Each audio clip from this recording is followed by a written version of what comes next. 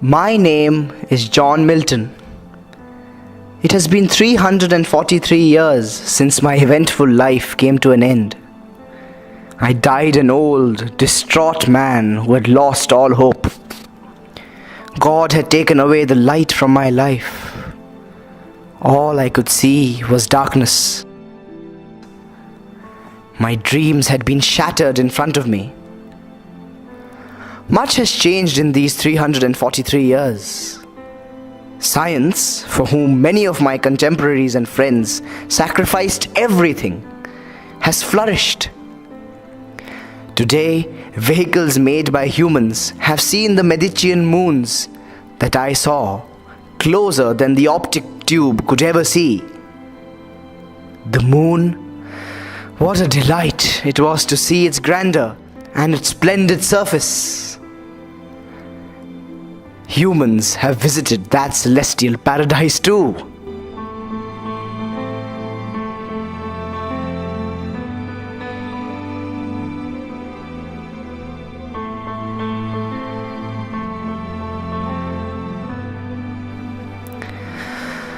Many of you know me as one of the greatest poets that ever lived. My works, especially Paradise Lost and Paradise Regained, have been read by scholars, kings, noblemen, and common men alike. They all thought of it in ways that they deemed appropriate. I wrote Paradise Lost after Paradise was indeed lost in England, with the Restoration having brought forth the suzerainty of the monarchy back to my beloved country. Many of you must have seen my love for science and mathematics in Paradise Lost. I used to travel down from Horton to London to study mathematics. I admired the likes of Pythagoras and found the works of the Peripatetics as redundant. However, I can never forget that gem who survived the darkness of Catholic Italy, my beloved friend Galileo Galilei, who I met in 1648, when he too, like me, had lost his vision of the world. He explored with his blessed eyes. He opened the eyes of the world. His mind worked without fear, and his head was held high. His discoveries changed the world, but jolted the Catholics who censored him, gagged him, and didn't let him spread the light of knowledge. But Galileo wasn't a man of weak will. He wanted the world to know what he saw with wonder through the voice of Sagredo, Simplicio, and Salviati. Alas, the Catholic Church did everything it could to silence him. They left him to rot at his villa outside Florence.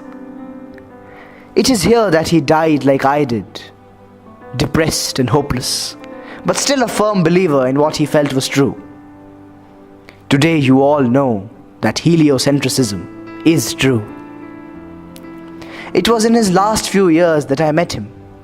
What a gem he was, the very best that God created. Many of you doubt that I met him, even though I did say so in Areopagitica. Well, that is a secret that I shall keep for eternity. I have never respected and adored someone as much as I admired Galileo. His excitement, his imagery, and his amazing success inspired me to continuously refer to him in Paradise Lost when I described Satan's battered shield and his movements in front of the sun, and when I described the landscape of paradise. But think about it, my friends. Do you all really understand me? Or has my true message been lost, just like Paradise was? Think about it. Did I really believe in everything Galileo said?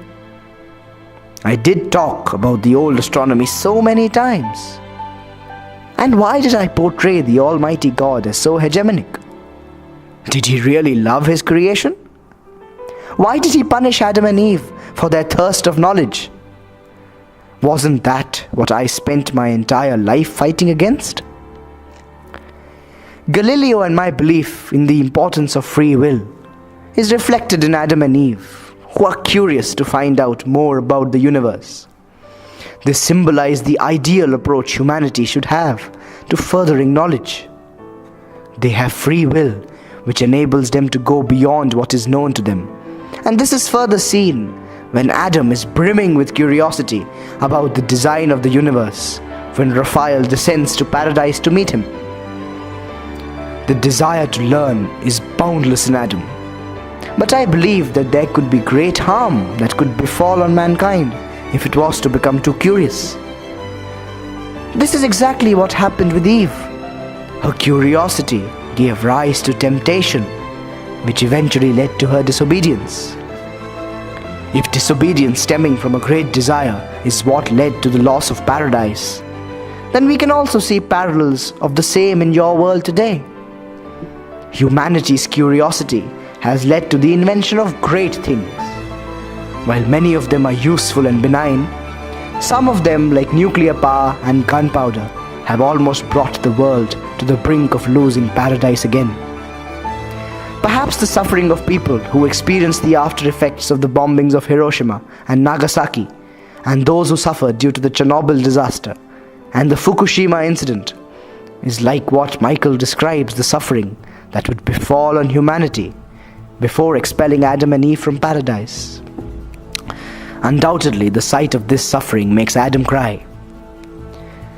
The natural question that arises is that why would I draw such obvious comparisons between Galileo and Satan? After all, Satan does embody much of Galileo's values. He tries to tempt Eve just like Galileo tried to tempt humanity to explore more.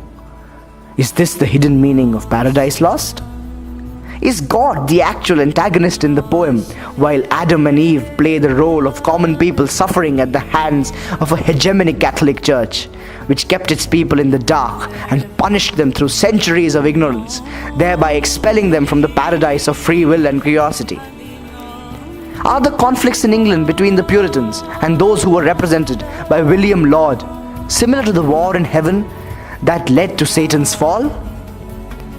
Is it possible that even today, those who may look at Satan as a hero and look upon perceived antagonists as heroes are deemed as heretics? There are several examples around us today which tempt us to think so. But could drawing similarities between them and Satan be, in fact, just a red herring? Drawing our attention away from the real antagonist? These are questions whose answers are truly fascinating, and it is the quest to ponder over this question in today's world which truly makes Paradise Lost a text for your times. Why is it that my fall and that of Galileo is so similar to the fall of Satan? Why do I paint Satan in such poor light when Galileo and I challenge hegemony like Satan did? Is Satan really my hero? Look around you. How many heroes have you ignored and ridiculed? How many terrible things have you exalted? Well, it is time for me to go back into darkness. Think about what you see around you. Maybe you'll realize that this old man was right in the ecstatic moment of oblivion that brought him back from the dead.